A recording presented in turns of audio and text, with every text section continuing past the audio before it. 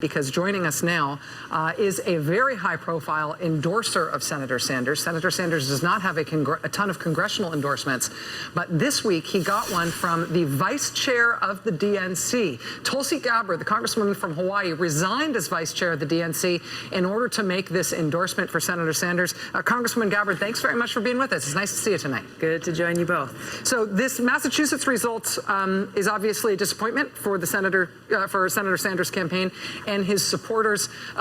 As somebody who has just become a formal endorser, has just signed on with the Sanders campaign, do you feel like the campaign is where it needs to be? I think that Senator Sanders' approach to this really is looking at the delegates, understanding the proportional way they're distributed, and really looking at the vast majority of the states across the country where the American people have still yet to cast their votes.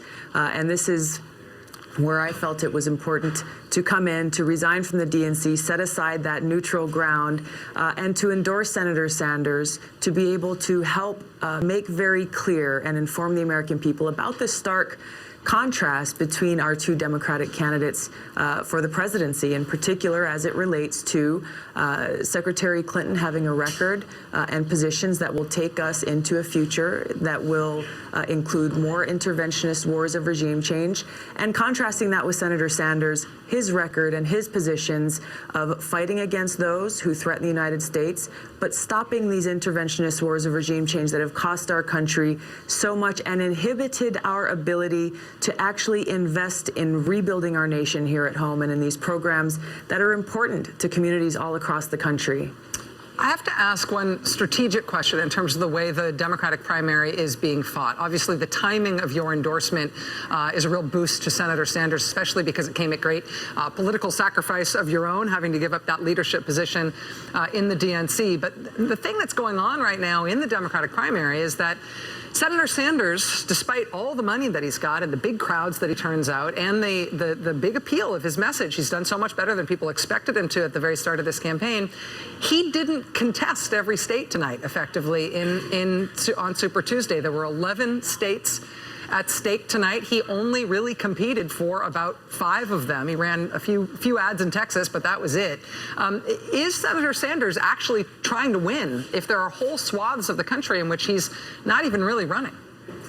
I'm going to leave kind of the political punditry and analysis to you folks and, and to others. I know from my conversations with Senator Sanders that he believes very deeply in the mission that he has embarked on. He will carry out this campaign to every single state across the country, yes, to win the nomination, because he understands, as I do, how much is at stake for our country and how much is at stake for our next generation and our future.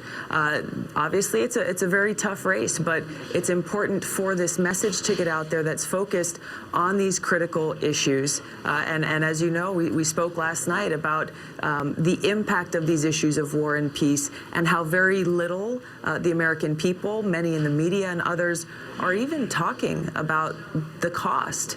This is something that's deeply personal to me. I lost friends in that Iraq war in 2005 during my deployment there. I saw in my job in a medical unit every day that high human cost, and now here in my work in Congress, that economic toll that continues. So this is a central question to any other issue that presidential candidates talk about, because if we continue down this path of interventionist regime change wars, as we're seeing in Syria, if this Syrian war continues, we will not have those resources to fund these important social programs and to really provide that investment into our future here at home. And Congresswoman, I know that as an Iraq War veteran, you don't scare easily, but you obviously have gamed out what happens if, by splitting with the Debbie Wasserman Schultz Hillary Clinton DNC, and let's say Senator Sanders is not successful, how unpleasant life can become for a Democrat in the House under a President Clinton.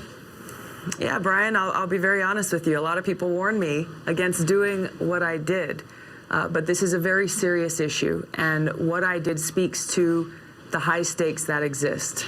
War is a very real thing. It's real to me. It's real to our service members, their families, those who have borne this heavy sacrifice of war for so long and over many different generations. So for those who simply dismiss this idea that, well, they're not really going to pay attention to Secretary Clinton's foreign policy record as it relates to these interventionist regime change wars that have cost us so much.